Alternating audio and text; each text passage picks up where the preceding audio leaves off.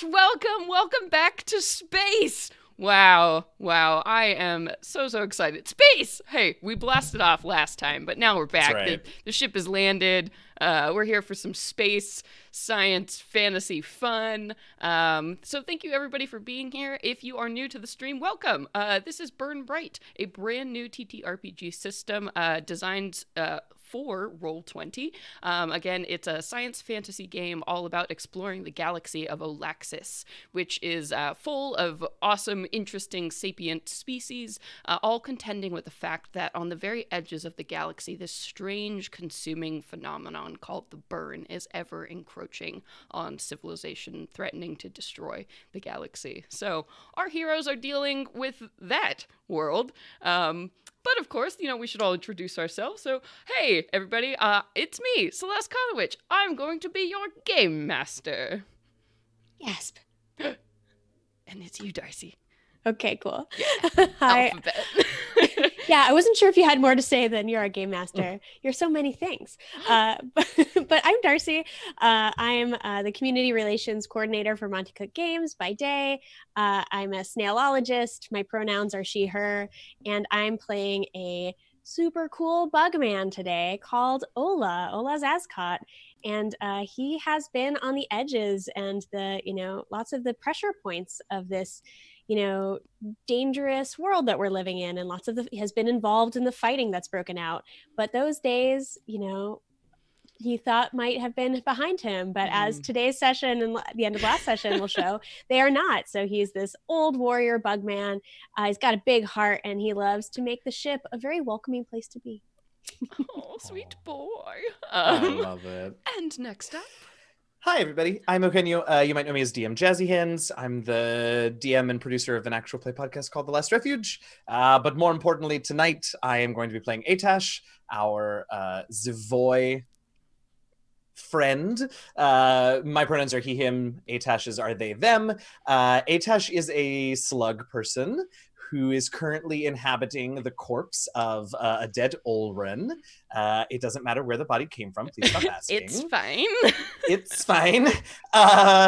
But they are here. They are excited to finally be out of their home system and to be seeing new things with their new friends. And now to be helping some people who are in need. And we've seen a little bit of Atash's heretofore unseen, let's call it acting ability and not lying ability. It sounds nicer. Right. Yeah.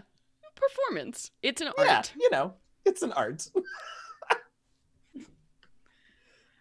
Hi, I'm Jess. My pronouns are she, they, and I am playing Lou, who is a driftling, and their pronouns are they, them. And Lou is excited to be off their like home planet, home area, and see everything there is to see, and is also just very surprised that there's so much trouble to get into everywhere they go with their new friends.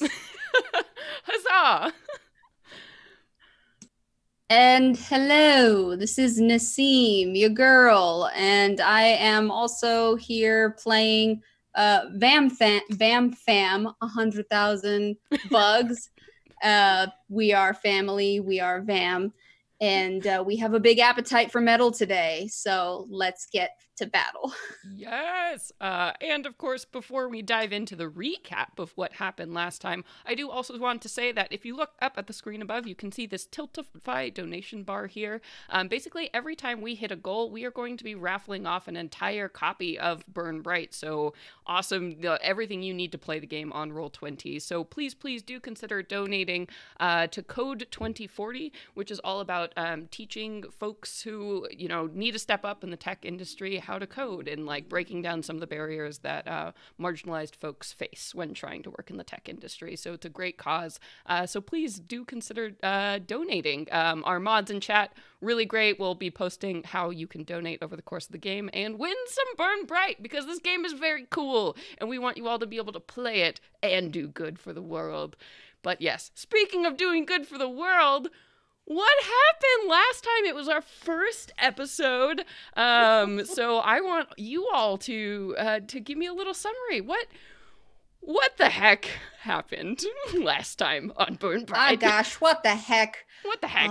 Well, we employed a very unique method of haggling with our mechanic to upgrade our ship Wanda. Yep. It's called Annoy the Heck Out of Them. Yep. And get a discount. It worked. Which it great. worked. Yeah. So we got ourselves a cryo chamber and Yes, we did. a hull gunk, I think.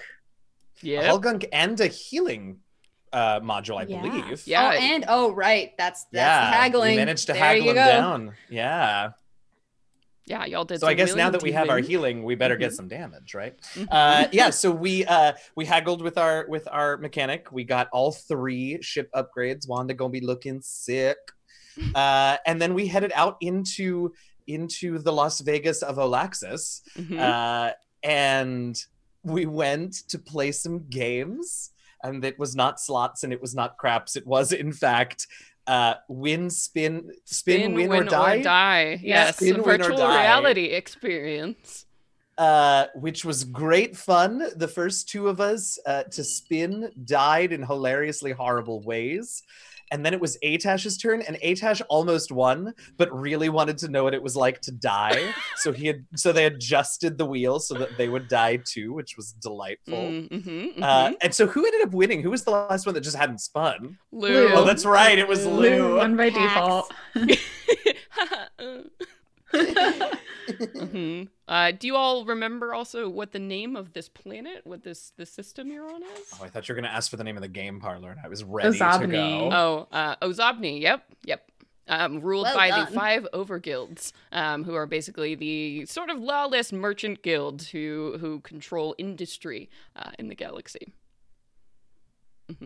Yeah, and then what happened? We played some games that went super great, and then what? You kind of had Pretty much, we went Yeah. to a concert after Yeah. the mechanic invited us Yeah. to go see this beautiful opera / I assume pop. sort of a kind of. cabaret sort of show a cabaret experience. sort of show. Yeah. We all got some drinks Mhm, and had a good time, really. Then after it let out, we went out into the street and saw a big commotion happening where this ship had come down into this intersection and started shoveling people into it. And we saw these cloaked figures with, I think, a symbol of a sun on them. We identified them, or I think Vamfam might have been the one who identified them as I don't remember their cult name. So a cult called the Daylight. Daylight. Oh, okay. Daylight. Simple. Mhm. Daylight cult. And Makes they sense. were taking some hostages or trying to recruit people against their will. And Ola immediately hucked one of them across the street, and we jumped right into the action. Yes. Yeah. So that's where we're picking up.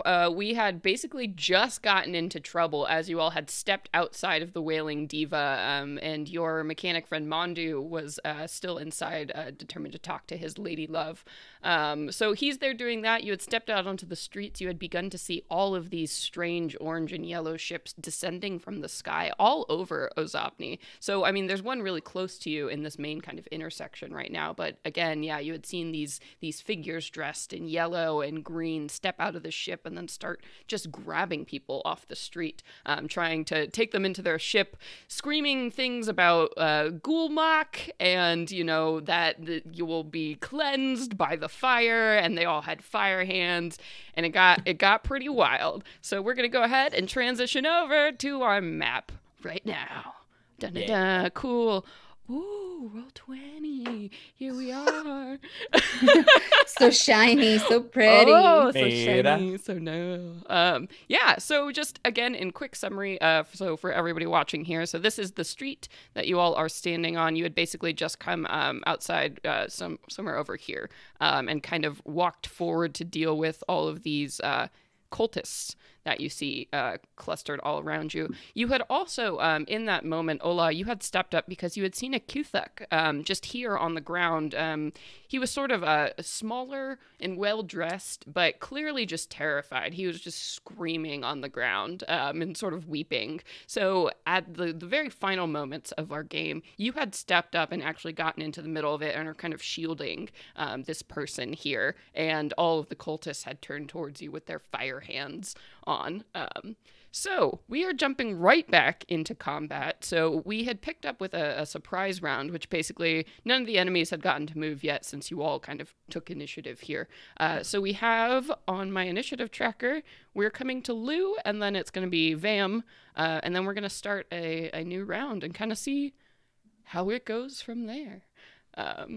So Lou, you see all of these cultists dressed in these yellow robes turn towards your friend Ola, and their hands had lit up with fire, and they're currently focused on them. Yeah. Yeah. What would you like to do? I mean, there's something that I would like to do, but it would hurt Ola as much as anyone else in that area. That's okay. I don't think it is. So I think Lou is just gonna go for this one that got tossed over the car to start with. Yeah, definitely. Let's see. Let me go ahead and pull up my stats here. Oops. Just in case, you know. Yeah, they are going to attack with the laser sword. Whoa, very cool. Woo! Okay. Yeah. So, Yes. for combat, with melee weapons, you do have to be within 5 feet. I think you can do it from diagonal, but it looks like I think you're probably okay. Okay. Sweet. So, when you are, attacking in this game, just to remind everybody, everything is determined by skill rolls. So you all have the same group of skills, and there isn't like an attack option in particular. You can use any skill. You can make the case for any skill at all to use. So which one would Lou like to use for this? I mean, melee makes sense, but also something like stealth or skullduggery, because they're like sneaking up on this person who's just been like knocked over. Literally thrown over this car by Ola, who is awesome. Yeah. Yeah. Sure. All right. So, and also, just as a reminder too, this game also does encourage you to use skills of all of your different dice types, because once you have used, a D4 skill, D6, a D8, and a D10, you generate a Nova point, which is something that you can use to enact special abilities, do just other generally very cool things. So, all right. Skullduggery? Yeah. Let's do it. Okay, so your difficulty is going to be 2 since this is your first action. So let's see. Nice. Okay, so you managed to do it. So what does it look like when you skulldug hit this this guy in green? When I skulldug them. It was skulldug. You got skullduged. I had to a doctor about that. A disease. Like all of Lou, their laser sword is sort of like rainbow colors. Very like brightly colored, because it can be any color you want. So mine is rainbow, obviously. Yes. So they Fabulous. sort of exactly. So they just sort of like walk up kind of like stealthily, because I mean they can't see me. They've just been thrown over a car, and slashes. Mail. Slashes at the at this person lying on the ground there. Very cool. And the laser sword does 1, right? Because there's no modifications listed on there for damage. So, okay, sweet. So you go ahead, and you do bring down the sword, and like this person is totally surprised, just has been, rushed by these people coming down the street, whereas everybody else has been running away. So yeah, they look up at you, and you see the face of an Eno. So one of the cat species here looks up at you with just kind of hatred in their eyes. They were the ones who were like pontificating, to the crowd about Gulmak and how super cool Gulmak is. So, yeah, awesome. So, would you like to do anything else on your turn as an action? Because remember, in this game, you can go until you fail. Push that luck. Push it. Give me collapse points. Great show. Give me tasty consequences. Oh, that's actually a good question because I read this last week and now I don't remember. If we fail, do you choose if we have like a failure action or a collapse point? Yeah, so Yes, if okay. you fail a roll, I can choose to generate a collapse point, which goes into my pool. And basically with collapse points, the GM can use to declare extra attacks, or some of my my minions have special abilities that I need to spend a collapse point to activate. Sort of like you all can spend Nova points to activate things. Or if I feel I have too many collapse points for whatever reason, I can give you a consequence. And what's really cool is this game comes with a fun consequence table, so I have that open. So we're gonna randomly see what happens for failure, because random is always fun. So Lou, you pushing it? Or are you? I do want to do something. Okay. I don't know exactly what, but I want to try to, I think, just create an advantage for Ola, because now Ola is like in the middle of all of them. Sure. I could use some. Yeah. All right. Yeah. So what would you like to do to kind of create this advantage? I think what I want to do is distract them by I have just a bunch of like random stuff in my inventory.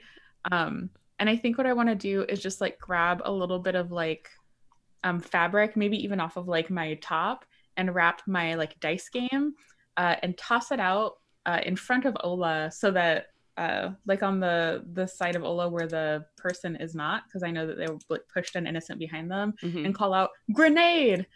Whoa!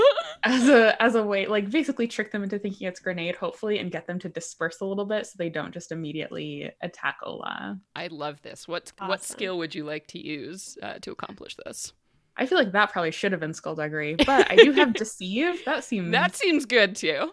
All Yeah. right. So your difficulty for this one is going to be 3, since this is your second action. So go ahead and roll it. Oh no! So I just threw some junk in the middle of the Yeah. area. You know, they are all kind of doing this weird chanting in unison thing, so you feel like your noise gets drowned out in their kind of feverish chanting as this happens. But I am going to take a collapse point instead of making something else happen, because fun. Oh wait, how do I change it? No, it's fine. We in danger. This is danger. How do I change this? Oh, how dare you? Oh, Do I have to probably the change easiest way to do it would be to just change the big one on the right where it says 0, because I think you can just change that by Oh. clicking. Wow. Yeah, that's awesome. Okay. Yeah. That's way better than what I was doing. Yeah. I noticed that last week and I was like, oh, I'll tell her during the week in okay. between. Nope, totally forgot. It's okay. We're learning. Yay! Yeah. This is so cool. I love that they have this initiative tracker in here. That just helps everything. Yeah, and so we can see also this is the health points up above the cultist's head. So this guy is actually looking pretty bad because he took some damage from being tossed over a car and with a sneaky light sword. Oh no, don't do that. Sorry, everybody, you had to see my scheduled scan notification. Grr, Del. Not today, Del. All right. So since you failed, that means that your turn ends, and we instantly move on to Vam. So I know your plan was sort of to creep up towards this ship up here. So what does your turn look like here? You do have that free movement, so you can move up to your action without expending a skill. And if you do want to move more, you can make a skill roll to move your full speed again. Yes, we would very much like to move forward. Excellent. Do it. Do it. I'm pressing 5. Do I have to move physically? 1, 2, 3, 4, 5. Yay. Okay. Sweet. Whoa. Oh, man. Yes. We're going to do it again. They're so far away. Oh boy. All right. So what skill are you using to get extra movement? Stealth, please. Yep. Do it. Cool. Since they are being distracted, we will try to flatten ourselves as much as we can to the floor and then move forward. Like a little swarm. I just imagine A that little scene from the Mummy, like when all the scarab beetles are like heck coming yes. up. That is exactly what we look like. Ever so slightly Yeah. smaller because there are so many of us. Yes, But we are the scarab horde. Oh no. I would cry if I saw this coming towards me. Oh. Oh, I need to expand my menu so I can hit the roll. Hold on, expand. Okay, so it's still complexity 2 right now. correct, because it's your first action. Shabam, Shaboom. roll. Shapoopy. Woo! There it is. Huzzah. You did it. So you continue to scuttle like the night, and you can use your. Did we establish what colors Vam is? Sort of a purplish blue, right? Yeah, Vam's like base color is very blue, but with the light shining directly on our exoskeleton, it's kind of got a pink aura. Cool. So we almost glow pink. So glam. I love it. All right. So Okay. you got your extra movement. Do you want to try again? You don't scare me. Yeah, we'll try it one more time. Okay. Do it. So complexity 3. All right. Oh, what are you should I- using to move this time? Yeah, this time I think we'll use perception to see if the others are still distracted by Lou and if it's safe to move forward. Sure. Yeah. So you're like kind of carving a safe path forward. Yeah, I'm into it. Yeah. Let's do it. Okay. 3. Ooh, Oh, cool. noes. You know, let's see. Let's roll on the consequence table because I feel like this is going to be fun. So I'm going to pull up this consequence table. Oh no. I have too many windows. Is that going to be a open. succeed but consequence? Semi-succeed, but karma happens real fast. Who knows? Yeah, let's see what Let's happens see. and let's see if we get to move forward. Okay, so I'm going to roll a D100. 67. Okay. Here we go. 2 away. Yeah. Okay. You crack up is the suggestion for the consequence. So, Oh, okay. What I really like about these is that they're kind of open-ended. So it doesn't really say exactly what happened. So I think it's more fun. You crack up. What does that mean to you, Naseem? How does this happen with Vam? I think Vam is so cocky that we've gotten so far without being noticed, 100,000 bugs going unnoticed, that we just get so excited by our own success so far. We're like, no one knows we're here. Oh my God, amazing. like that. Yeah. So, Oh my gosh. do we go any further at all before we get seen or no? I'll say you make it like I think you can maybe make it kind of towards the other side of this guy. So move like 3 squares. And then I will go ahead and I'm going to give you a minor condition on this because you got the giggles. So you have the giggles. So I would say that would probably be a minor condition on your stealth because you're laughing right now. So you can mark on your sheet where your minor conditions are next to the appropriate skill. And minor only affects 1 skill. And basically what that means is it increases the complexity by 1 anytime you have to roll this skill. All right, 2 questions. Yes. Since I rolled that with perception, and I failed, do I still get to mark that as a dice used towards my Nova points or no? Yes, you do. Oh, okay. Yeah. And then for marking my condition, I've tried this before and I don't think it sunk in. Do I hit the biggest heart or the littlest heart? The littlest heart. So it's minor is the smallest one. So the little baby minus heart. And then I select it for stealth. Okay. Correct. I think we're good. Yeah. All right. So as your consequence, you got a minor condition. So basically, minor conditions usually last around 10 minutes, something like that, or until you do something to repair the state you're in. Very cool. All right. And then so at this point, we have all moved through our actions. So we're going to start our first official full round of combat. So How this works is that the first phase of this, I am going to declare all of my enemies' actions. So basically, this is like in real time, you are seeing people, point like their, fire hands at people, or they're gonna, about to move. And before I fulfill these, you all will get a chance to act and react. So if I do target any one of you on your turn, it's highly advised that you do something to offset the attack, like you hide behind something, or you move out of range, or you can take a defensive action, so this doesn't happen to you. But let's go ahead and look through here. Oh boy. Oh boy, I'm so excited! There's so many of them. There are. It's rough. But this is fine. Okay, so great. let's start with our purple friend here who's getting beat up behind this truck. So he is definitely going to go ahead and attack Lou. So you see his hands light on fire, and it looks like he's definitely going to throw something at you. Yes, okay. So I'm going to mark you with a little purple dot just to indicate that you have an attack coming from purple.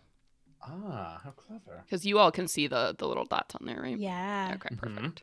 Let me move down so the audience can I see love what's that. happening. Yeah, just to kind of help. Yeah, and then I think all of these cultists still see Ola standing here, So many dots. who's, very scared. So I think they're all going to attack Oh, you. Ola. Oh, Ola. Here. Because they really like teamwork. And then it looks like this fellow in green is going to maybe move a bit, and then actually attack Atash down here. Oh. I love it. All right. Yeah. Okay, so I've declared all of my actions here. So then we are going to go ahead and move over to your turn. Since there is no initiative system, you all decide the order you're going to go in. So highly encourage you all to kind of, talk a little bit about your plan for the round, what that's going to look like, and then give me the initiative order, and I'll move you around in here. Well, it feels like we have sort of like 3 missions here, right? Vam is going to eat the ship, which I love. And then Lou is sort of in single combat, and then Ola and I are sort of with the rest of the group. Now, as I recall, our mission here is to get that other Kithuk out, yes? Sort of what we wanted. At least, but we also know people are on that ship, have already been loaded onto the ship, I right? forgot about that. That's right. Yeah. Okay.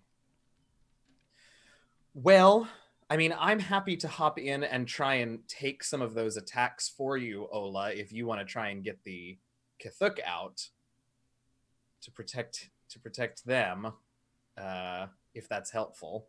Maybe either deflect some of the attacks, or at least give you another advantage or something that you can use this round.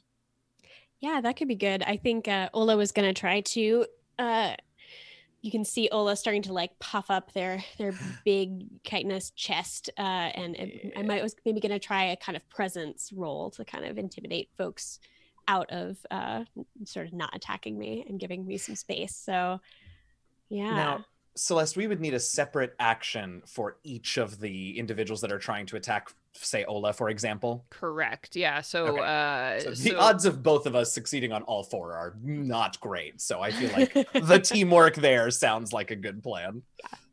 Okay, cool. I don't know. Anything else? Sure. Okay. So what is the initiative order y'all want to go in? Really quickly before you decide for sure, I do actually have grenades. Oh, cool. And I just didn't want to throw one right where Ola is, but if Ola can like move, get out, I can throw a grenade. I would love to move. Moving's great. Okay. If you're okay with it, I would like to grab this person and move, and maybe Atash, you kind of help. We can sort of so the question is him. Right. So you should go first, and then do we have to declare the whole order right now, Celeste? Is that the idea? Yeah, basically. Okay. But luckily, none of the enemies are going to go until. Right. The question then is just like, does does Lou go next to toss the grenade, or do we let me go next just in case for some reason Ola isn't able to get out of there? Yeah, I feel like I should go last. Okay. Just Okay, great. to make sure. Cool. All right, so then then Vam Fam, you want to go third?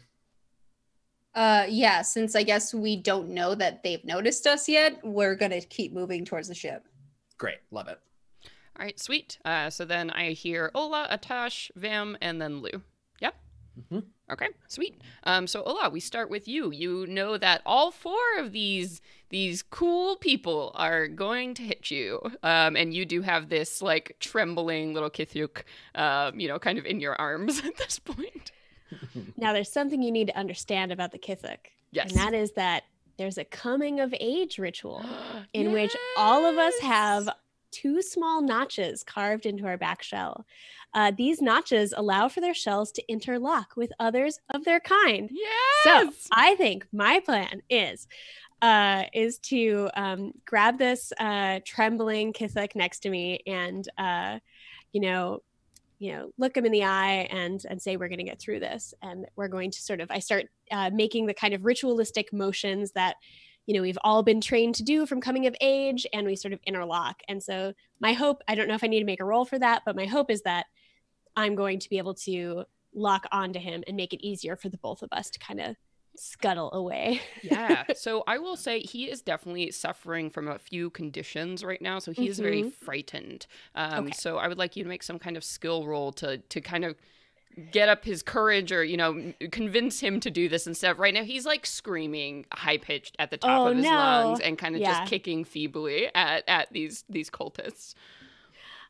Excellent. I think that I would love to make a presence roll to kind of, I was going to make that to intimidate the enemies around me. I think we have a much better plan. And I think the presence roll would be hopefully to kind of alleviate some of those conditions for this Kithuk or, kind of shout encouragement at him, I think. Yes, I love this. Yeah. Maybe I roll to see how that goes before I give you all a rousing speech that totally falls flat. So luckily, you know what I'm going to do? It's not going to be presence, it's going to be empathy. I know where he's coming from. That makes sense. So I'm going to speak, having been one young, scared Kithuk in my own past. I'm going to try and roll it. Let's do it. Come on, that D12. Okay. Yes. So you were able to do it. So what are you saying? What are you saying to him? Yeah, I think the burn comes for us all, but not today. And I think I'm going to try to hopefully that gets through to him and let's link up. Yeah, and this small Kithuk, he stops screaming for the first time. But it's kind of you hear it in your ears. And he looks up at you, and I mean, bugs don't cry. What's I don't know. There's like little glistening. Are they sort of like preening their antennae, right? You see like insects sort of anxiety. Yeah. So he kind of stops preening for a minute and like kind of looks up at you, and he's like, okay, yeah. Okay.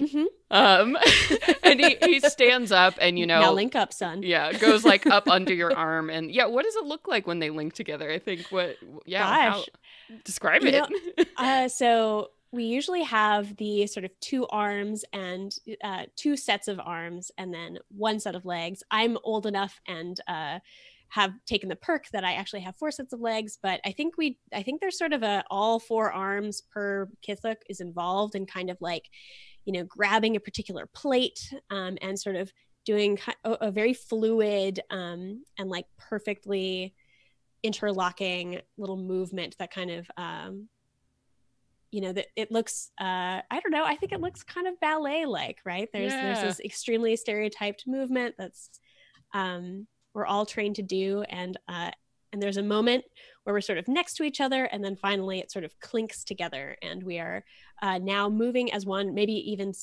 so much as like it goes beyond just like hooking ourselves together, and our feet move more fluidly together and things. So we are now a unit. Love that. I love that. So I will definitely say, I want to give you some kind of advantage for that. What does like a moderate advantage look like? Maybe. Let's see. let's just pull this up here.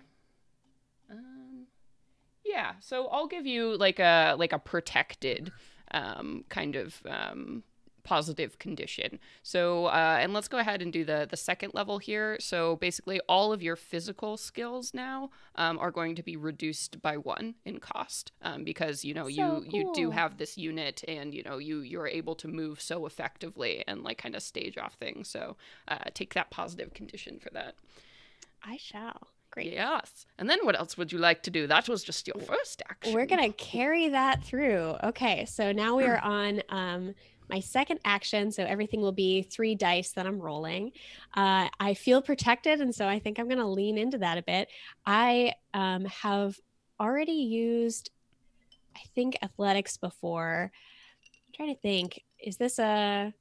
maybe I almost want to use my melee skill as to say sort of that we are like kind of fighting our way out, right? Yeah. We are sort of, I have this big charge staff. Maybe we're both taking this big charge staff and sort of using it to kind of carve your path through. Yeah, a little bit. So I think I'm going to roll melee if that's okay. Yeah, so since this would be your second action, it would be condition 3, but since you have that positive condition and that's a physical skill, it's reduced by 1, so your complexity is 2. Okay, sweet. Yeah. Yeah. So I think I'm doing this right. Let's find out. Yay! You totally do. Yay! Yeah. So I think you and this fellow can absolutely move in tandem as you're fighting your way out. So go ahead and take that movement. Okay, I'm gonna take that free movement. Give me one moment. I think I'm just gonna move by you, Atash, if that's okay. Yeah, of course. Okay, so 1, 2.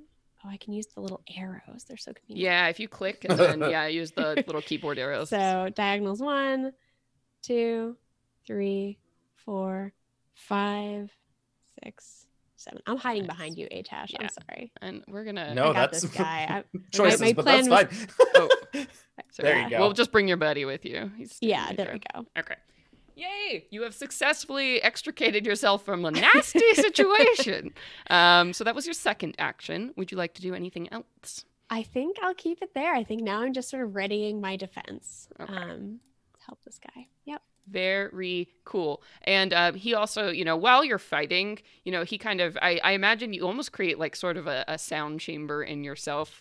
So he, cool. like sort of whispers across in you. He's like, my name is Cree. What's yours? Ola Zazcot, and it's good to meet you, Cree. Yeah, it's a good thing you came along. I called a friend. Hopefully she'll be here soon to help. But this is a lot. You've done so bravely. He goes back to like his antennas start freaking out again. It's a tough day. It was. Yeah, still is. And Atash, we move to you next. Okay.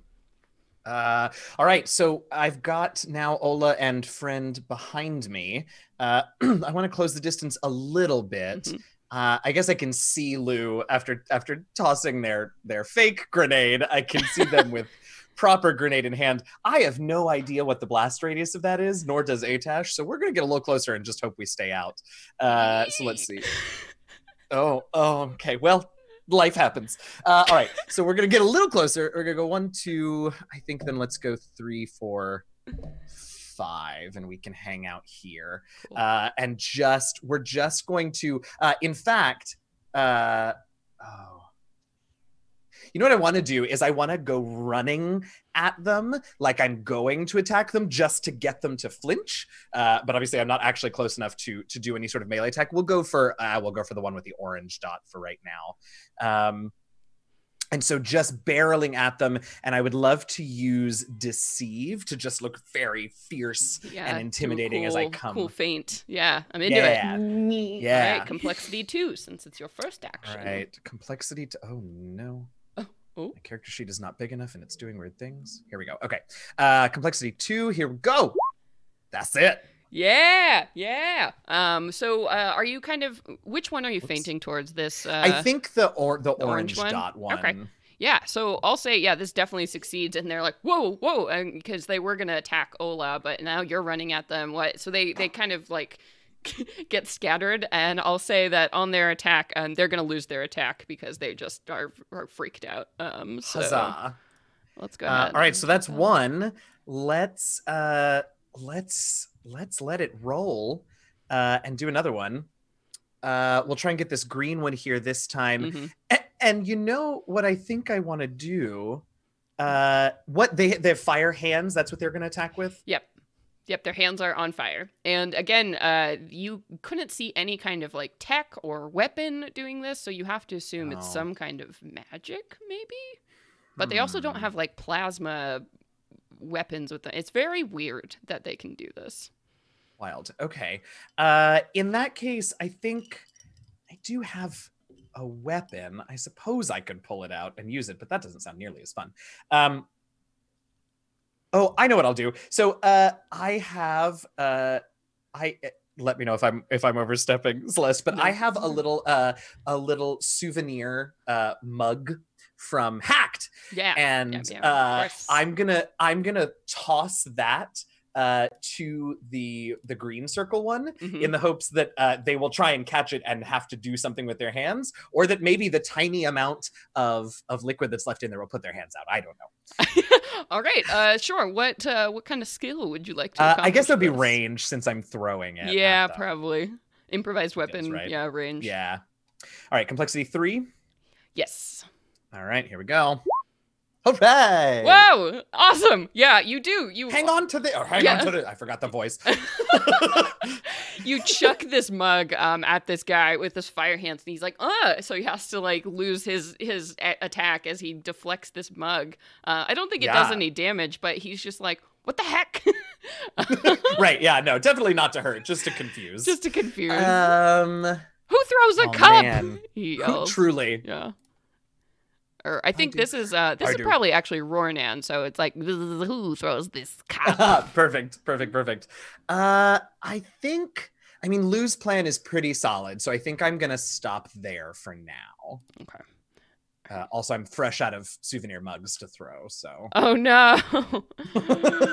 Oh, the true sadness. Oh, there are little like okay, I'm gonna find a little Ror'nan token so I don't forget this is the. Oh, those are Peacecraft. I'll see everybody here in chat can see me just playing with these. Ooh, Gleam. Actually, that reminds me, because that means I can also put. Which one are the Ror'nan? Oh, here we go. I'm gonna put a little Ulran marker on mine too. Yeah, so there are also positive condition markers on here. So if you all want to turn those on for your characters, I believe you can do this. Oh, I don't think there's a Ror'nan one here. Ugh. Okay, well, I know this was a cat. It was a cat. Cat. It's a cat. Okay. Sweet. All right, and then we move along to Atash. That was it for you? I think so. Yeah. Okay. All right, and then Vam, what are we getting up to?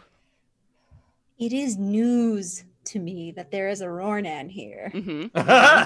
Ooh, yeah.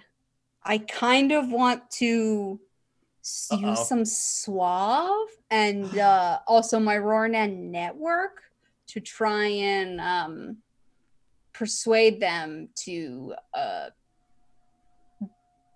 break their days out of this cult and return to the family. Return to the family, yeah. Yeah, be one with us once more. Okay. So I will say right now you can't see them since you're on the other side of this like truck that's been kind of pulled over here. So if you want to move and then get in line of sight, I would definitely let you make a sort of a social skill check. So if I haven't seen them yet, that's the thing is, you haven't seen them. Because they are shaped like a person, and it's really hard to see because these robes, are full and like they have these, sort of high necks and kind of masks on too. So you think just hearing the voice was probably the giveaway that it's a Ror'nan. Okay. Oh, that gets me so bad. We want to return to each other. We need to be together. Oh, but do I want to eat this ship? We are hungry. 2 moves would get me to that ship. Let's do that. We want to get the people off of that first. So we will take our free movement of 5 spaces. And then we'll roll to do the next 5 spaces, because then we will reach the ship. And Nice. for that, let's roll for power. Just that last final dash to get to the ship. I'm into it. Yeah, bug speed, bug rage. Give it all we got. Yes. All right, roll. Complexity 2. Nice. Nice. So you scuttle. What do what do bugs running in turbo mode? What does that look like for Ror'nan? Is there a sound? I feel like there's probably a sound. Ooh, it's not a pleasant one. I feel like it's the sound of 2 blocks of foam like rubbing against each other. That's so weird and specific and jarring. I know. Visceral. Oh. I wish I could do it. There's actually a block of foam right in front of me, Don't but I do don't have a that. second one. But just for the effect, No. 2 blocks of foam, kind of with maybe like a couple chunks of wood in the mix that kind of clink together. But it's a lot of muffled, high pitched, ambient kind of noise. Whoa. Okay. Yeah. So you make this noise as you dash, and reach the ship here. So the ship is more of like a shuttle. So you know that this can't be manned by, more than a crew of 10. And the dock to get inside the ship is currently down. And you can see that there are a couple people huddled just inside the ship. It doesn't look like, from your perspective, that there are any more of these people in robes in there. They all kind of ran out of the ship to grab as many people as they can. So you just see a couple sapients huddled inside the ship. Okay. So then, just for free, can I tell them to run because there's no one keeping them in there? Nothing's for free. You can do an action. They look scared. I mean, so much to the point, like, there was nobody guarding them, but they're just sort of like, Kree was on the ground. This was just so startling. They're sort of just shocked, like, huddled in the ship, hoping this all will stop. So I think you need to do something to motivate them to run. All right. Then we will use our suave to say, citizens, your time is not up. We are here to take you out of their clutches. Please calmly evacuate the vehicle. We will ensure your safety.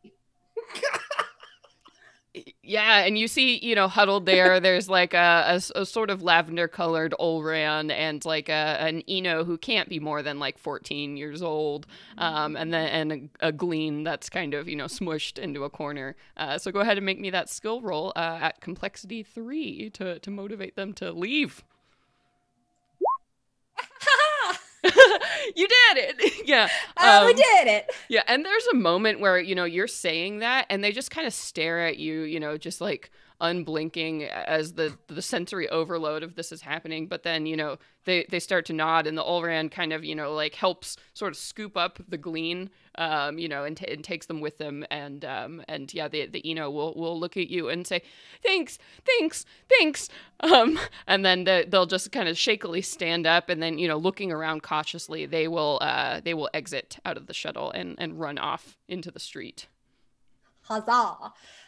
Great. Now I get a Nova point because we done used all our dice. Ooh, Yes. very cool.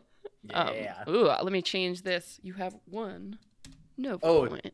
I should probably tell you that I have 1 too now then. Oh, yes. 1 Nova point. I'm so close to when I can taste it. You can taste that sweet Nova. Now, do all those, is that just per session, or do all those dice like reset and then it goes again into counting what I've used? So it resets and goes into counting now. Great. But what's cool is the Nova points stay with you. So, they won't fade away at the end of the combat. Like, all the advantages you all have accumulated, those will go away at the end of this combat. But Right Nova on. points, you can have up to your ship livability number. So your ship is 4. So you can have 4 Nova points at any one time. That sounds good. Yeah. Okay, so you ran over there. You got the ship evacuated. There is nobody in this ship right now. What else would you like Huzzah. to Okay, well, since everyone's out, there isn't an immediate rush to damage the ship. I don't want to risk failing again, so we're gonna end our turn right there. do? Oh, y'all being so safe. Fine. We do have those advantages too to spend. We've already died once today, okay? Yeah, Over at it's Spin Win or Die. it's so fine. But I had so much fun dying. But it was a blast. So at this point, before we get to Lou's turn, I'm going to go ahead and spend some collapse points because the rule is that I have to spend collapse points before I get to the third phase. So I'm going to let's see what I want to do. Let's just see. Oh no. Because I do have a lot of grenade. I have a grenade coming at my face. So,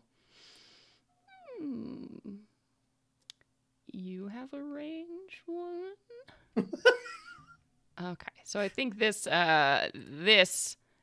pink acolyte over here looks and like here's what you're doing, Vam, and is going to send an attack your way. So I'm going to spend 1 collapse point to give them, you know what, and I'll have them do 2 attacks against you. rude. So I will spend 2. Bring it on. Oh, I will. I'm Vam. ready. And then I'm also going to give this acolyte here another attack against Lou. So I'm spending all 3 of my collapse points. Okay, well. To just make this extra spicy. Okay. So I spent all of my collapse points. So Lou, we come to you. Team plan grenade. Toss. All right. Yeah, Lou is gonna, I guess, toss their grenade. What is that? What does this look? What happens? I guess first make a skill to see, you know, how that's gonna go. Yeah, that's. And we got those advantage. They're there for That's you. right. That's Reroll, right. you You'll be know? fine on this toss. It's gonna be fine. I guess athletics makes sense for this. Yeah, hucking something over. Yeah. Yeah, look Okay, at that. great. So where? Yeah, I think you can decide exactly where you want your grenade to land in its radius here. So I am going to toss it right between the red and blue dotted Okay. peeps. Oh, there's a way I can do the ping. I'm I know, I looking at forget my what it is. my Yeah. Roll20 sheet. Oh, well, who did that? There. You did can you- click and hold, and it'll ping. Ooh, Yeah. Yeah. Right there. Okay, sweet. Everybody now ping. we're all Everybody doing it. Everybody, ping. yay! Learning to use Roll20. Everybody Ah. Oh, it's getting wild. Okay. So you throw it there, and then what's the radius? Yeah, what's the damage looking like for this grenade? So it says burst 3. Okay. And so in the burst description, it says, I'm not sure if that means I pick 3 spots or if it means a square radius of 3 by 3. I think it's probably think a it's probably 3 by square of 3 by 3. Yeah. So I think the way I did it means that I hit all of them, all 5 of the ones here. Unless so it's, well, maybe not because I was popping it out for my 3 by 3. Yeah, so if it's 3 by 3 and you put it here, you would get just these 2. But you Okay, could then in throw that it case, here and I then want, get yeah, in that case, I everybody. want to put it there. I was thinking 3 I think actually I popped in burst into the search bar, and it looks like it's all within that many squares of where the grenade lands. So it's a huge freaking Oh, radius. okay. Right, so I was thinking it would be 3, Yeah. Oh, cool. Yeah. 3, Yeah. right? Maybe? Yeah, so think so, okay, yeah. so if you were to land it here, it would affect 1, 2, 3 or 1, 2, 3. Gosh, yeah, that's huge. Let's do it. Into it. By taking right. one more step. Yeah. Invest in a That's why I was whole lot making all more those faces. grenades. Yeah. Yeah, truly. Oh gosh. Yeah, so you can get it and you can hit all 5 of these bras. So what's the damage on a grenade? So it doesn't say anything, so I guess that means it's still just Probably one. 1, yeah. And then but it hits everyone. Ooh, okay. Yeah, it hits everyone, and I imagine with an explosion, it might knock them all down. Does it would specify in the item if they are pushed down or forced to move. So I think this goes off. What does a science fantasy grenade look like? Why don't you describe what that is like? It does say it explodes with energy on impact. So what I'm imagining is that like Lou tosses this grenade, it hits the ground, and just like bright light shoots out from it and sort of like fills this area for a moment. So it does damage, but also is sort of like a shocking, like, geez, almost like a flash grenade. I love it. Oh, and what's super fun is that all of these cultists only have 1 hit point. Huzzah! But. Yes. But. So, Lou, you definitely successfully take out a bunch of these cultists as you lob this grenade over. And Atash, I think in front of you, you see this giant explosion of color and light. And there's like this pause for a moment as these cultists sort of all waver. But as they fall, there's another series of explosions as all of these cultists, as they die, explode into flames. Oh, no. So. What's their burst radius? Looking.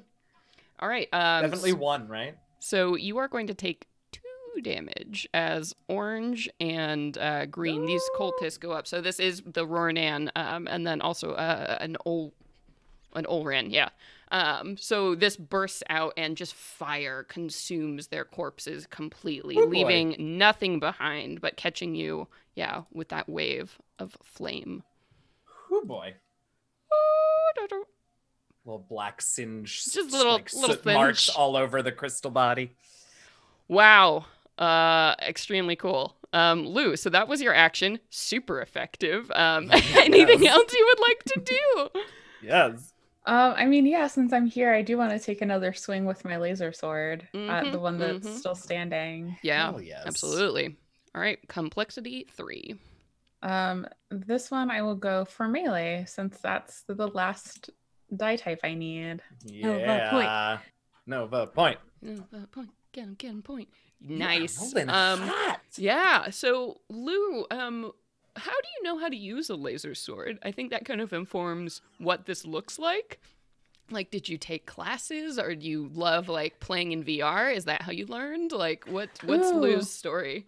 It was You're a gamer? Certainly... Like, I don't know, yeah. Yeah, Lou almost certainly learned from like a really fun VR game where you just like swing swords, maybe to a beat. Nice. It's like Dance Revolution, but it's like laser sword. Saber beat. Saber beat. Beat saber. That's what it's called. God, beat saber. But yes, it's that exact thing. That's how they learned how to use a laser sword. And they just got really, really into it. And then maybe like a mentor or friend was like, "You're so into this game, but you never want to do any sort of like physical exercise. What about laser swords?" And they were like, "Laser swords? What? Why didn't anyone tell me?" And from that point, they were basically self-taught with the laser sword, and they basically use it like they would if they were playing like a rhythm video game. So it's very like dancey and very like rhythmy, and they do a lot of sort of like dancing and moving around whenever they're using it. Way more movement than is necessary, but they get so into it. Yes. Oh, I love it. So you're just having a great laser sword time over there. And I will say, when you do use melee weapons like this, you can choose whether your blow knocks somebody unconscious or if it kills them. So right now, this person only has 1 hit point, so I will give you that choice if you are just knocking them out or ending their life. Lou already killed a bunch of other ones. That's true. And didn't really mean to, actually. Didn't realize it would be, grenade, dangerous, but still, it would probably be useful to get some information out of this last one, so they will just knock this one out. Okay. So you can put them in the cryo chamber. Exactly. This is an Eno. You don't have an Eno yet in your collection. Oh, I meant as a prisoner, but yes, eventually they will die. Not from me, just in never mind. Anyway. I didn't say anything. Yeah, so this, you get a great hit off, Lou, and you're doing your really cool swinging your sword, like super extra moves, and then I think in the middle of that somewhere you managed to like club them with the edge of the laser sword here, and they crumple into a pile in front of you. Anything else you would like to do? That was 2 actions. You want to push? Are there any other? So is there still another acolyte around that didn't die? There is, yes. This one one here. right up here. Who is the only one left on the field that's conscious. That is probably too far for me to do anything useful right now. Okay. All right, so ending your turn. Yeah. Okay. Wow, and we get to my turn, and I have one lone survivor. So I think this this acolyte is going to turn and kind of surveys the scene and is like, uh-oh.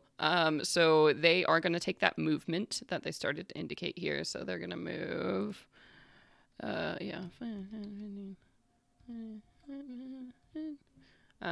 they're not attacking me. Delightful. So they dropped the attack. Yeah, so they're going to lose the attack on you. No, they're not.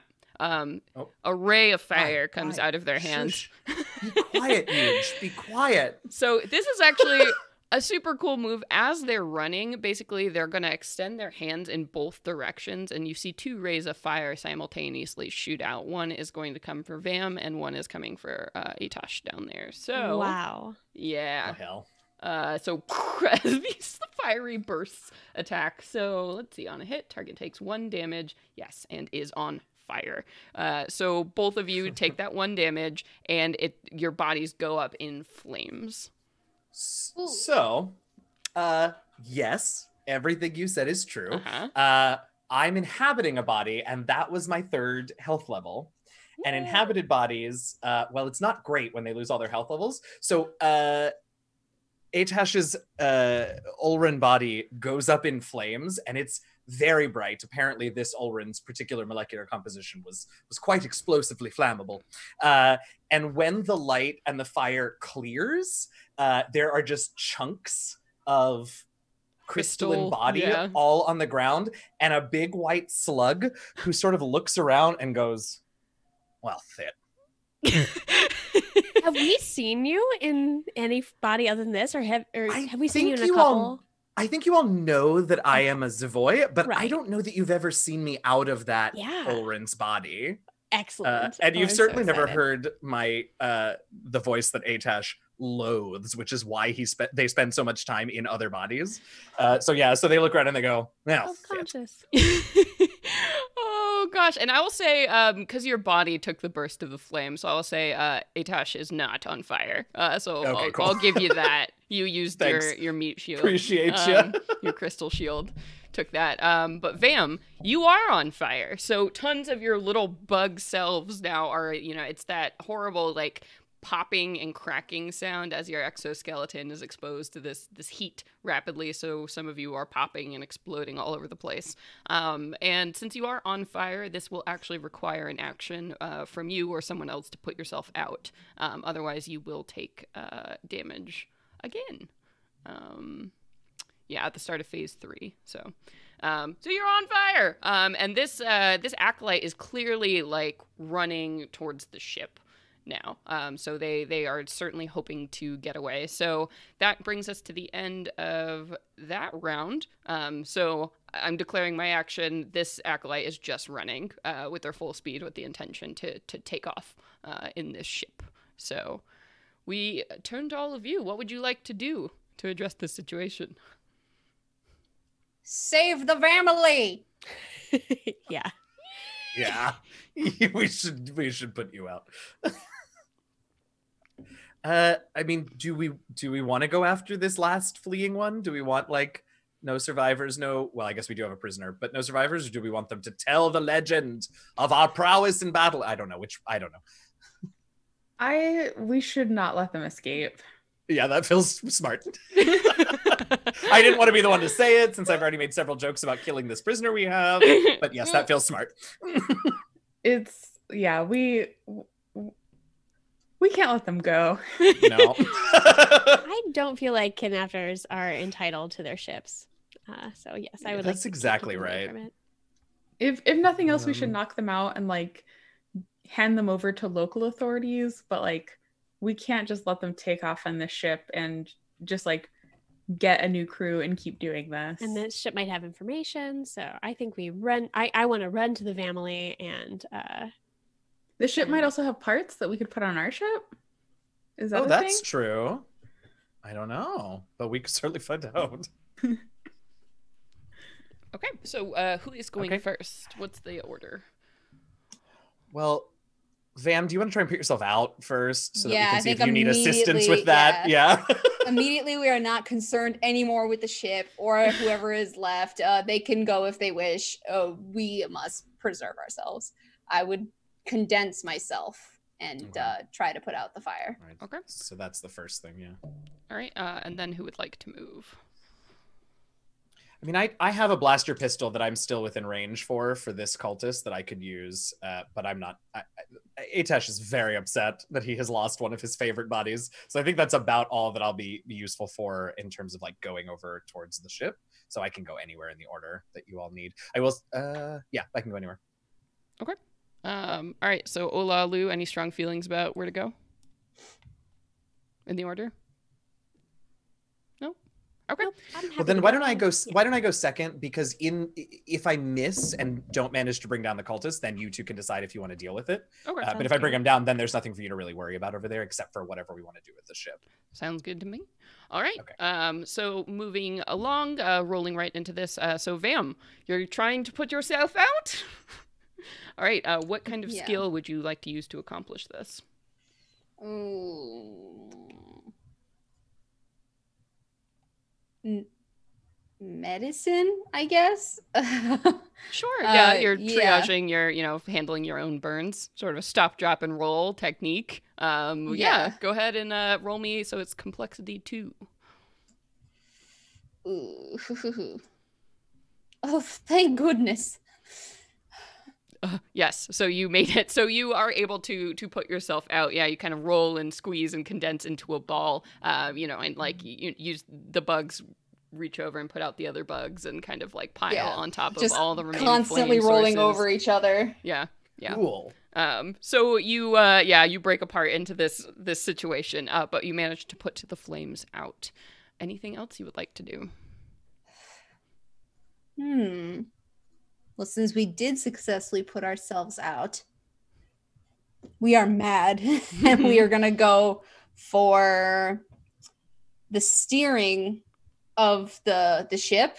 Okay. Gonna crawl right into there and search for whatever controls the steering mechanisms. And I'll use engineering to identify the innards. I've spent enough time crawling in and out of other ships to know how certain models work. Yeah, I'm into I'll this. use my engineering knowledge to do Yes. so. All right. So second action. So that's going to be complexity 3. Haha! Yes. So you burst apart, and climb into the open pieces of the ship, and are very easily able to find the steering mechanisms that would let the MI get the ship off the ground. So you can absolutely start chewing up those wires and just destroying. However, how are you going about this? What? Yeah. Well, we're devouring metal. We're using Yeah. our special ability, and basically, I can consume a pound of non-living, non-magical metal that takes about a minute to do so. Wow. So, in this time that everyone else is making their moves and he's running towards the ship, I'm just nom, nom, nom, nom, Yeah, nom, nom. eating at like the gears and all the the bolts that are holding everything together Yeah. and making them work. Exactly. Awesome. Yeah. I don't need to go completely through anything, but we're just trying to do enough damage where if they try to take off, it's not going to be good news. It's like taking the wheel off your bike and be like, Yeah. What are you gonna do with Nice. that? Awesome. All right. And then we move along. Atash. Atash. I'll learn how to say it eventually. That's all right. So it hath the thought that. So he's gonna Aw. pull from somewhere inside of him comes out this tiny little pocket pistol, and he just pointed at this guy and said, "I really like that body." He's oh, this is gonna be tough. He's gonna take aim with, I don't use ranged again, I just used it. Maybe Let's see, I perception to should line have up been your thinking shot, about this. or Yeah, I think actually, yeah, because it looks like there's this like downed, oops, I'm on the wrong tool, but this downed like light here. Yeah. So they're gonna make sure that they're, you know, aiming properly over the thing. Thank you for that all help. And we're gonna use a perception roll to fire with my pocket pistol. Yes, let's do it. Hey, that'll do. Yeah. Great. And then pocket pistol, is that just one? Just damage? one damage. Okay. Yeah, it's range 10, 1 damage, and concealable, but I wasn't worried about that till now. Sweet. Yeah. So as you go ahead and you get this shot off of this fleeing acolyte who, you know, you takes the shot and you see it, but they're still trying to drag themselves forward towards a ship that they don't know no longer works. Oh, burn! No, you ain't getting away from me. Can I fire again? Yeah. Yeah. What do you Yeah, want? okay, What do you so- want to use for this time? That's such a good question. So this time, oh, you know what I'm actually gonna do? So I'm gonna go ahead and now start moving forward. And move a little bit closer so that I'm within 5 squares of them, and I'm gonna use presence to just try and like demoralize the hell out of this person. Yes. Because Cool. apparently you can use mental and social skills to do deal damage, too, and I damage. think that's Oh, awesome. yes, you can. So Yeah. I'm just yelling the whole time. Listen, you. I know you think your cult is all awesome, but so is that body, and we're gonna get you. Love this. All right. So complexity 3. Yes, Yes. that's right. Yes. So I think, you know, your words and like this cultist hears themselves being pursued and maybe sees now some of the Ror'nan carapaces crawling in and out of the ship and just like loses the will to keep going. So you see they collapse as they're taking a point of mental damage. So they are done. Would you like this to knock them out or to kill them? What are they? So this one, let me double check. I have a whole handy dandy list. Also, can I make that choice if it's not a melee attack from up close? I don't know the answer to that. I think so. Why Think not? so? Okay, great. I like the having this as an option. How many? Wait, I know it's in my notes somewhere. I should have highlighted. That's okay. I'm sorry I asked you a hard question. So this is an Olran as. Oh no. Both Eno. Oh, So my- everybody wearing both green Eno. was an Oh, Eno. we've already got an Eno, and Atash is pissed. So no, I think he demoralized him to death.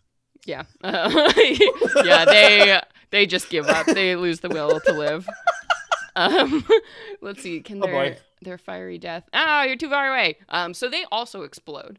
So their body disappears without a trace. All right.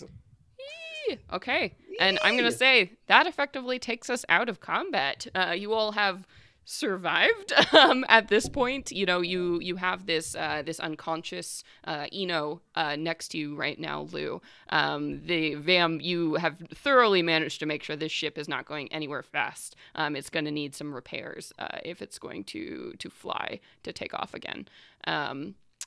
I will say at this point, you know, most things are sort of calming down in the streets, but you do hear the sounds of other ships because if you remember, there were a bunch of these ships across taking off, and you see a few of these like yellow and orange ships heading off into the sky, thinking that they were probably pretty successful in grabbing some people. And Lou, I think your attention during this is pulled by somewhere kind of off over in this area where you see another one of these ships nearby that was taking off. You hear this like high-pitched barking sound, like, and whining coming from that direction over there. Does Lou recognize the sound? It does. It sounds like a canine sound. I'm not sure. What would you say Lou's kind of like zoological knowledge is like? Do you do a lot of reading? Do you watch a lot of Animal Planet? Like, Definitely Lou. I think it's just canon now. Plays a lot of video games. Mhm. So many. Just so many video games. So has probably played a lot of sort of like a Pokemon Snap type game, but of like real actual animals. Yeah. So you think then this sound, it sounds like a creature you've heard before. You know, it's something called a blip, which is sort of like a fox kind of creature that, you know, some rich people like to have as pets, especially rich criminals, because they have some cool, weird abilities.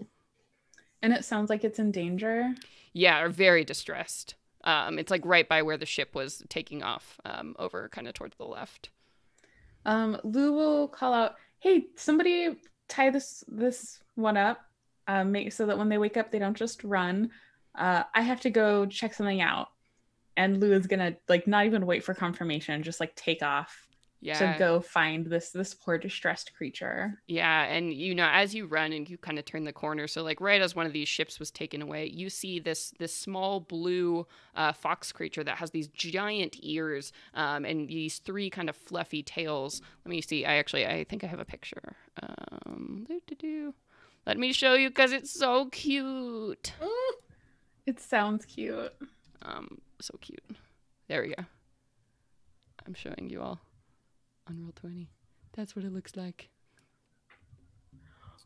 Oh, yeah. Wow. So you see one of these creatures, which is it's a very small dog size, like corgi sized, is barking and running in a circle, like clearly distressed at this ship that is taking off. They're like screaming and barking and trying to like run in circles and feebly like look at the ship. And as you see this creature, it doesn't seem to have anything wrong with it, but you do see that there is like a big jewel-studded collar around its neck, as it's just barking up at this ship here. What name is on the little collar plate? Ooh. So it belongs to someone who's probably like obscenely wealthy. Mm-hmm. So it's probably something just like wild, or it's hacked. It's hacked. What? Weird. It's not hacked. It's not. It's probably something like, I'm gonna say like raindrop. Oh, okay. Yeah, so Raindrop. And Raindrop, yeah, is clearly kind of freaking out, distressed at this point, just barking their little head off. I imagine that they sort of sound like huskies, where there's like almost human kind of sounds, like, you know, that they're making right now. So Lucy's Raindrop and figures that probably its owner was just taken on that ship, but is also like, we just took down a crew and there's nothing I can do to a ship without my own ship. Like, yeah. And so just sort of leans down and tries to approach it very, very gently and very like quietly and calmly to try to just like get to try to get Raindrop to calm down. Yeah. What kind of skill would you like to use to accomplish this? I'm gonna say empathy. Yeah. All right, go ahead, and I'll say this is a complexity 2, because it's a domesticated animal. Oh, let me get back on the chat. Sorry, everybody. Pass. Okay, yeah. So I think, you know, you reach out to this creature that's clearly panicking, you know, and it notices you there and growls low in its throat, but then sort of like looks to you and like looks back up at the sky, and kind of, you know, sits down on and calmly, you know, stops barking and kind of peers at you curiously. I probably would have picked up a snack at the hacked gift shop. Yeah. Oh, definitely. And I'm definitely gonna give it the kind of snack that wouldn't make it sick. Yeah.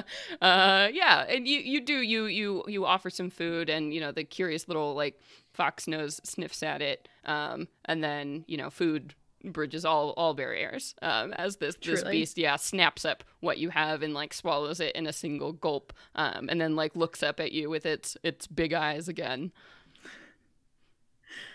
Lou probably takes out another piece of food and tries to not like tease it, but sort of like gently coax it forward so they can get back to where Lou's friends are and not just be like, well, I'm done with all of you now. I have a blip. Yeah, and you offer the food, and at first the blip doesn't move forward, but Raindrop, eventually sort of, curiously starts moving forward and patting on their little feet. Almost, even after you stop giving it treats, it's very clear that this beast is intent on following you. Yeah. So a little bit about blips that you might know. Blips, small canine quadrupeds, they have the power to phase through solid objects. So typically they're found in like temperate forest environments, and they would use this ability to run from predators. Blips also, if you are touching them when they phase, they also phase you as well. So that's why they're like prized amongst especially criminals, because having a pet blip is great for getting in and out of secret places. They are actually illegal to sell in most planets and places, but Ozobni, it's no rules here. So, Jess, are you happy?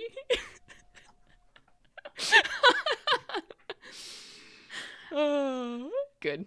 Oh my I feel like gosh. the whole campaign is getting pulled in a blip direction in my heart. I don't know. I feel like everything else is less important than this blip right now. All of you Yeah. were like, protect blips at all costs, and I'm like, they're too damn small for me to get in.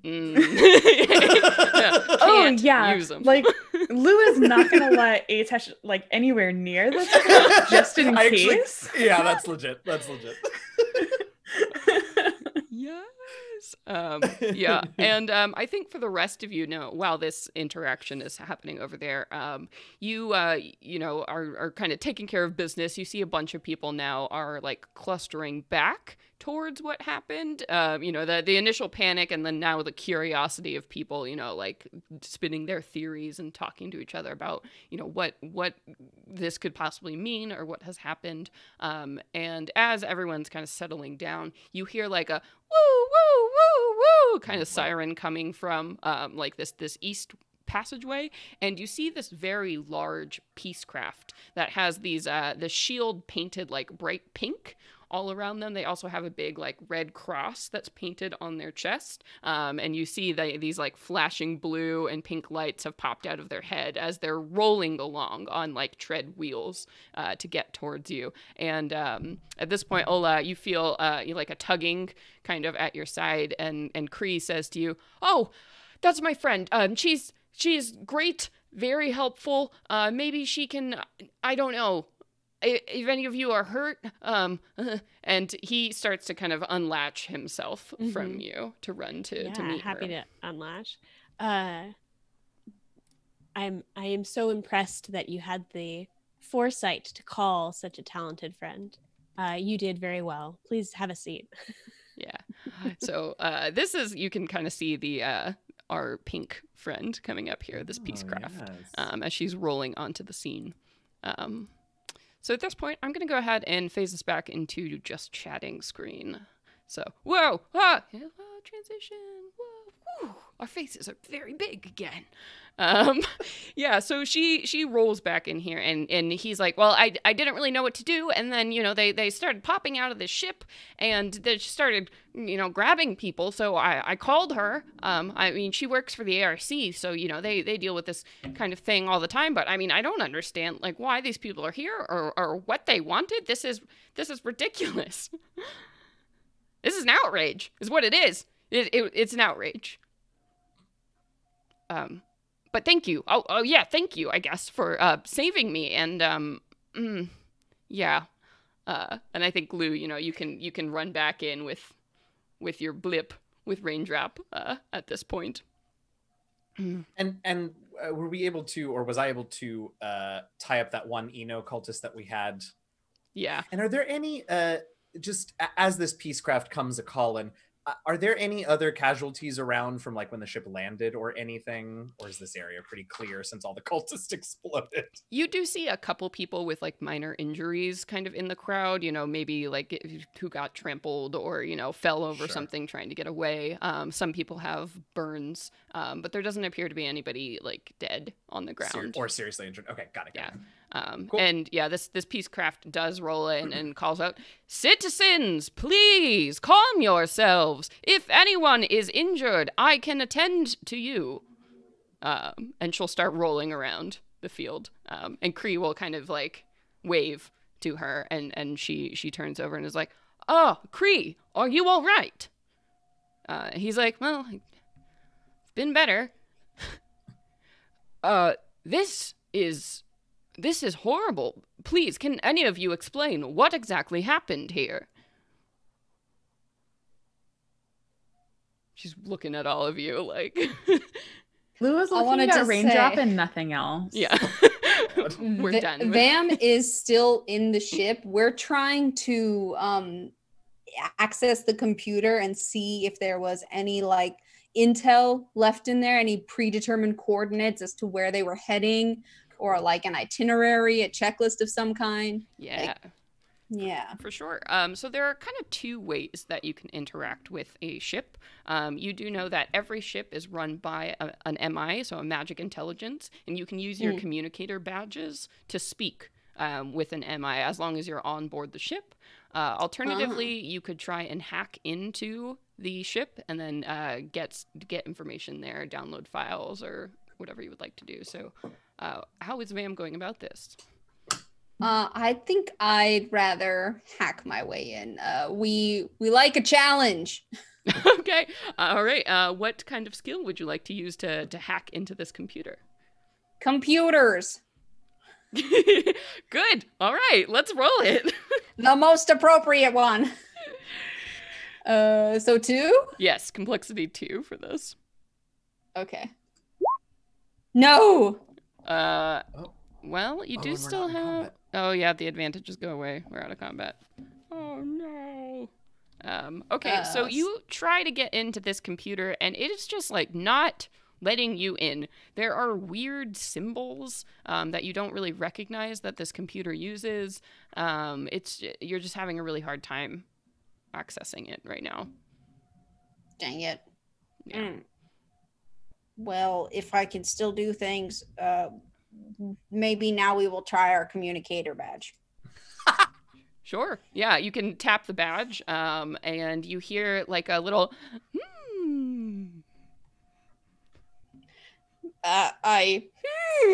back. Greetings. Hey there, buddy. How can I help? This is Ror'nan, cultist Ror'nan. Just trying to impersonate the Ror'nan that we heard, but not really doing a great job. I don't think you're one of the cultists. I don't know if I should be helping you. Let's do a perform check. Or perform roll. Okay, what are you you're trying to convince them that you are indeed one of these cultists? Yeah, exactly. Okay. So oh no, it is indeed I. I will say this is pretty challenging since ships do get used to their crews pretty quickly. So let's say that is going to be like a complexity 4 to convince. Okay, why not? Let's make it interesting. Let's do it. It's a spicy one. No. Oh, yeah. So close. You can hear the MI pausing. It's like, you're not even wearing the robe. I don't believe you. Oh, well, I will go find our robe then. Excuse me. We'll leave the ship. We tried. I'll come back out and tell everyone we should do our best to infiltrate the computer system in the aircraft. We should find out if there is any intel left in the computers. Vam, we have friends. We'll talk about this later. Yeah, as you like step out, this giant pink Peacecraft is kind of standing there, and she's like, "Oh, good evening. Welcome." Yes. Can anyone please clarify what happened here? Well, there was a group of aggravated cultists coming to kidnap the citizens of this fine planet, asteroid. Well, Against their will. We have managed to subdue one for questioning. The others have been set ablaze. They combusted spontaneously. oh my. Well, that. Ugh. And she does. C-3PO. Yeah, she looks around the field and is like, this seems to be the work of, well, the Daylight cult. But this is strange that they would come to a heart world and try to kidnap people. They are known to do it in smaller communities, but this is bold beyond measure. And all of you were able to stop them? We saved as many as we could. I hope others fared better elsewhere. Yes, there are many of these ships. I fear, well, quite a few citizens have been abducted by these ne'er-do-wells. If you are interested, the ARC would certainly love your assistance saving some of these people. I must remain here and attend to the wounded, but we could work out some kind of payment if you were willing to go and get these hostages and bring them back. I'm going to turn to Kree. Kree, were there any people, anyone else that you knew who was kidnapped? I don't know. I was just out here walking and minding my own business. And then boom, down from the sky. I was by myself. I don't know, but once the Overguild hear about this, there is going to be some consequences, especially taking somebody as important as myself. This is clearly some kind of personal attack against the Overguilds. That's the only way I can interpret this. That's why they would try and take someone like me of my station. Of course. And do you recognize the other citizens who were on the craft as members of the Overguild as well? Well, no. I assume they were collateral damage. I see. Well, they should be questioned for their status as well. See if there is a connection. Sure, whatever works. You do see that those 3 people you got off the ship are definitely long gone. Like they've run the heck out of here. And as this peacecraft is rolling into, everybody who can walk is sort of starting to disperse from this situation. Now that they're talking, you all are openly talking about questioning people and things like that. They're like, oh, I should leave. Look at the time. Look at that time. This is, again, Ozobni is a place for lots of criminals, lots of people who are just running their own. What happens in a Thobney Stays in a Thobney. Yeah. So what's the plan, gang? Where do the Daylight cultists take their captives? Well, that is sort of a question mark. But if you all are interested, I can certainly, once I am done here, I can return to ARC headquarters and find out more information for you.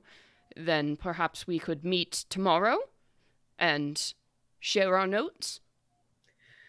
I would definitely be curious to hear while you're off gathering information, like, I don't know, how many cultists you think there are? What intelligence you have regarding like where they may have taken these people, because as much as I want to as much as I hate that like these people just came down from the sky and kidnapped a bunch of people, I also don't know that like 4 people could go take down an entire cult by ourselves if there's like millions and millions of people somewhere. So that's something just to like think about. You feel me? Absolutely. Well, I do know some things about the Daylight. Perhaps I can answer a few questions now. The Daylight is a cult that has different chapters sort of across Olaxis. They worship Gulmak, who is a god who they believe has sent the burn to punish the guilty. So these enlightened, these cultists, once they commit themselves to the cult, they gain strange powers. They say they hear the whispers of Gulmok, and this gives them these fire capabilities. I know their recruitment plan is basically to go to these civilizations, to take people with them, and to forcefully convert them to this cult. The ones who hear the voice survive. The ones who don't, well, they're burned alive, generally. Pretty nasty business. I assume... Waste. Yes. Yes. She looks at you. Of life. I assume that this attack was led by one such chapter. There are many of these individuals, they call themselves hands, which are sort of high priests of this order. So I suspect that this group is being taken back to one such ship or station somewhere. Hopefully we can gather exactly where and get you more information on reports and numbers. That would be great. Definitely what I wanted to know. What sounds good is like that we'd be going after a chapter and not like millions and millions of people with fire hands. Well, one chapter to start. Yeah. Admittedly, I don't know how many we are looking at, but hopefully, if you can overtake these ships, you don't need to go directly to the source. Perhaps you could get these people en route before they meet their destination. So, urgency is certainly required. That's a good point. I guess you should get that information for us so that we can take to the skies as soon as possible, y'all, if you are down for this.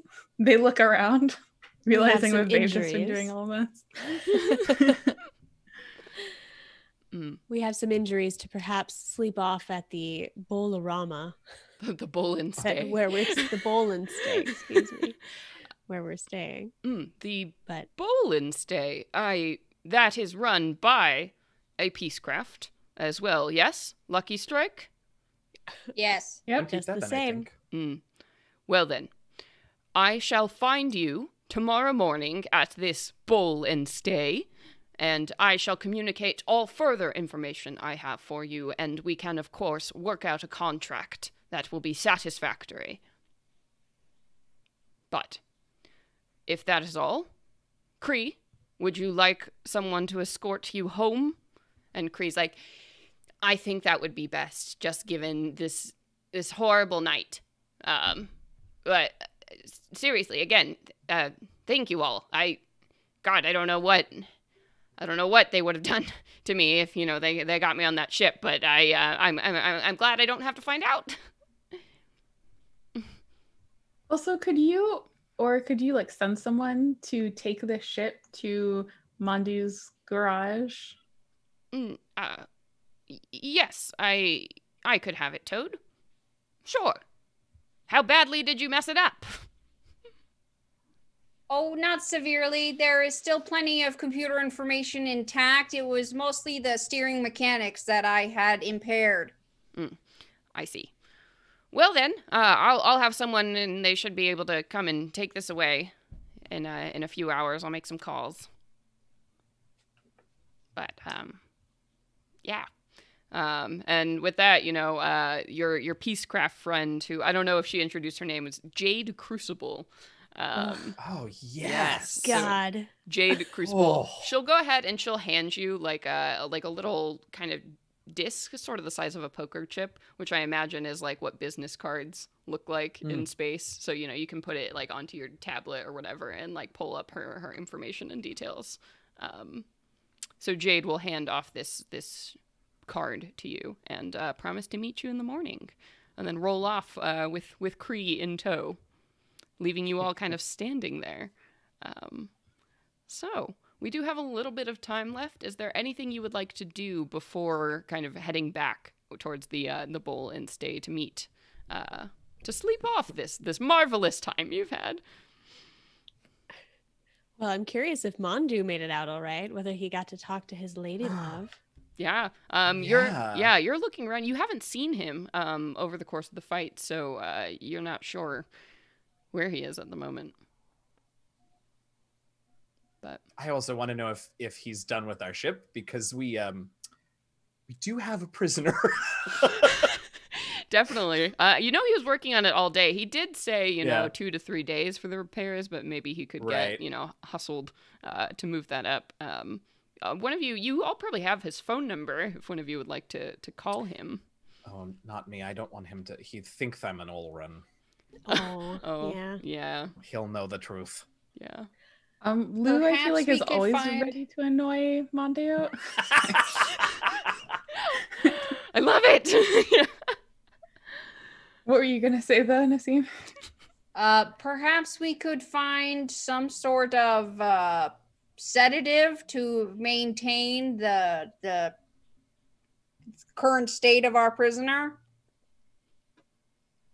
Sure. I think that's something you would definitely have like in a med bay on your ship Yeah. or Oh, wow. I have a med kit probably on me. So Oh, I maybe think you can probably give him some they're nice. I mean, he's already pretty injured. So if you give him just some space Ambien. Well, I'm happy to roll for it or not. So, I think How it's much fine. do you give him? Yeah. Don't give him too much. It's a Zambian, by the way. Zambian. Zambian. Good. Yes. So good. I think you can do that without making a skill. So yeah, and you do get a hold, of Mondu eventually. He picks up and he's like, yeah, are you okay? There's this huge commotion in the street, and I figured I should stay inside. Yeah, thanks for all of your help. Listen, we are gonna have to get out of here a lot more quickly than we anticipated. Is there any way we could get you to rush those repairs a little bit? You hear like a like a strangled sound on the other end of the line here. All right. Well, I can do my best, I guess. How fast are we talking? Well, so here's the thing. Those cultists that you stayed inside and hid away from, which is fine. Everyone does their own thing. No judgment. Keep yourself safe. That's good. But they just kidnapped a ton of people and we need to go get them before they're all murdered. So, as soon as you possibly can so that we can go save all those people or else they'll all die.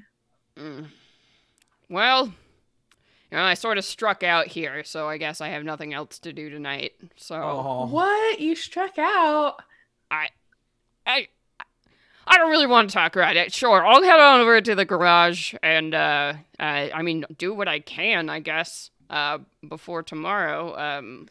If it helps, we're also having another ship towed to your garage. So if there's other cool stuff on that ship that you just want to add to ours, or if it helps, I don't think you understand the concept of rush order here, but sure, Well, also have there, something towed to my have garage. stuff, and you can just take it from theirs and put it on ours if that's faster. That's how I'm that just saying works. if it helps. Mhm. If it Yeah. doesn't help, then just consider it payment for the rush job. Fine. All right. I'll take this ship. I guess whatever condition it's in. Oh, but also, could you just blah blah blah disconnect blah blah blah computer blah blah blah put it on ours blah blah blah so that we can blah blah blah research their whole jam? You hear a sound that's like sandpaper moving across Crystal as he must be gripping at his head. Sure thing. I'll see you all at the shop tomorrow morning. I believe in you, and I always have, and I always will. And there's a distinct hang up. Yeah. Oh my God. Oh, poor Mondu. So I think with that, we've come to the end of this session. So you can all definitely head on back towards the bull and stay. You have a meeting in the morning with the ARC that is hiring you to retrieve these people. I guess just one final question. You all kind of, do you do any bowling when you get back to your rooms, or do you go right to bed? You need to wind down with some sweet, sweet hollow bowling. Vam is doing some self-care and probably rubbing up against the tough surfaces in the hotel room to shed the crispy exoskeleton that got burned. Yeah. Yeah, we're exfoliating. Yeah. Okay. I think Atash is gonna sulk about losing. They really liked that body, so I think they're gonna sulk and go to bed. Yeah. Are you playing with your new blip? Raindrop? Oh, yeah. Yeah. Lou goes straight to their room and just like makes a perfect little like bed for Raindrop and brings them all the food they can find, and Raindrop is now Lou's whole world. Yeah. This is my sweet baby. And then Ola, what are you doing when you head back to the I think we catch sort of a view of Ola like laying down in a bed with the sort of data pad type thing. I forget what it's called. smart but tablet? smart something? slab. Smart Smart slab, slab. yes. I think sort of very concerned looking eyebrows and sort of scrolling through, and it's a map of Olaxis, Mhm. and it's sort of where the burn is at, and sort of looking through news feeds on, this, basically researching this cult, basically just sort of getting more and more curious and perturbed about what we've encountered. Sort of So you're doom you're scrolling doom all scrolling night. through. Yeah, doom scrolling. So yeah, I can't believe I did doom scrolling. God damn it. That's the end of episode 2 with some doom scrolling happening. As the Yes. camera fades away, and there's just the flickering neon lights of the Bolin stay as our final image. Yay, we made it! We made it through a Woo! combat. We did We so did much it. cool stuff. Yeah, and we have a little bit of business here before we sign off. So, in terms of story paths, does anyone feel like they achieved a moment of their story path today? Yes, I met a wild beast and soothed it with food. Yay! Yeah, so that's awesome. So what kind of reward do you get for hitting that first story path? I get to increase a skill die, and I'm going to choose empathy so I can always empathize with my blip. Yay! Oh, that's fantastic. And then also as part of the review, I like to ask, what is the next event on your story path? Soothe the savage beast. Ooh, what does that do? No idea. Okay. Cool. That sounds very cool. Yeah, so yay, we hit a story path moment. And for those of you who are new, perhaps, this is sort of like the leveling mechanic. All of these folks here have chosen a specific story path that has event beats that as they occur, you do get to level up skills, you get certain rewards. So over the course of the game, it's usually expected in 1 2-hour game that we're going to hit one story path event for one character over the course of that. So I'm excited to see how the rest of yours are going to evolve. But thank you everybody so much for being here. Thank you to all the folks who donated to Code 2040. We're at 400 to 500. So next game there's probably going to be a giveaway. So definitely make sure to hang out for that. Thank you all for supporting this awesome new game. Definitely check out Burn Bryte. It is full of some really, really cool stuff. Built-in safety tools, awesome species, really innovative combat. So thank you all so much. This video, we're going to be back in exactly a week at the same time, same place. And these videos also do get uploaded to YouTube. So if you have friends who, this is too late for them, or, just send them to the YouTube channel. Please like, subscribe. Tell us you loved this, because we'll love you if you do that. So I have been your game master, Celeste Conowitch. You can find me chatting on Twitter at @cconowitch, and doing a bunch of other design and things there. So yeah, thank you. Is it me? Yes. Darcy. Okay, cool. Yes. Hi, I'm Darcy. Thank you so much. It was really delightful getting to hang out with chat. I always like the little jokes we're making as we kind of, Yes. brighten the world building in our local areas. It's always my favorite thing. So you can find me at Darcy L. Ross. I'll be participating, I think, in one of the Burn Bryte Gen Con panels. So go check out. Yes. If you search Find Events on Gen Con Online, you'll find a couple of there are games, but they're sold out, but there are 2 seminars that you can still go to. So check those out. I'm very excited to be a part of that. And thank you so much, everybody.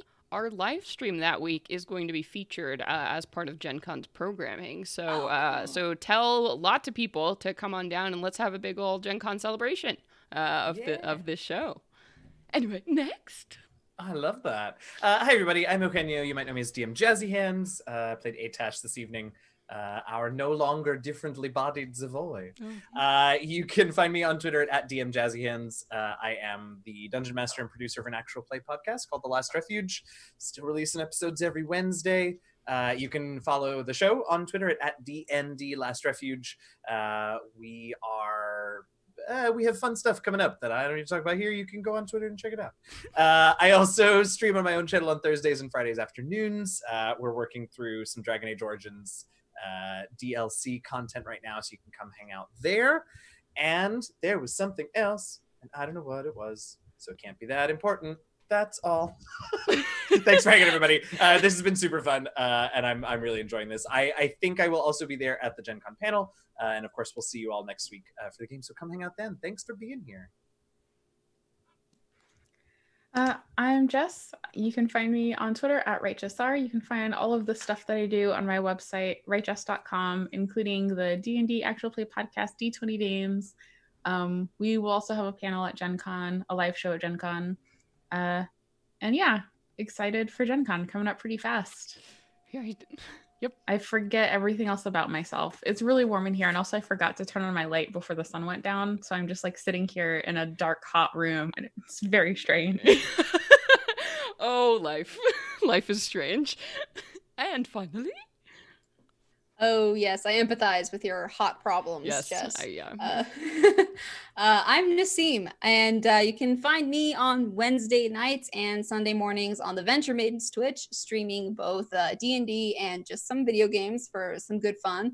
And also on the internet everywhere at Nazgul. And I think I'll also be participating in the Gen Con panel. And yeah, I'm really excited. I'll see you guys in a week. Yay! Thank you everybody so much for being here. Thank you for supporting the show. Please, please, again, do tell your friends. Leave us those little thumbs up on YouTube. Like, subscribe. You're awesome.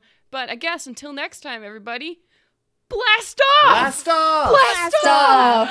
Oh, blast off, everybody. Blasting off again. All right. Goodbye!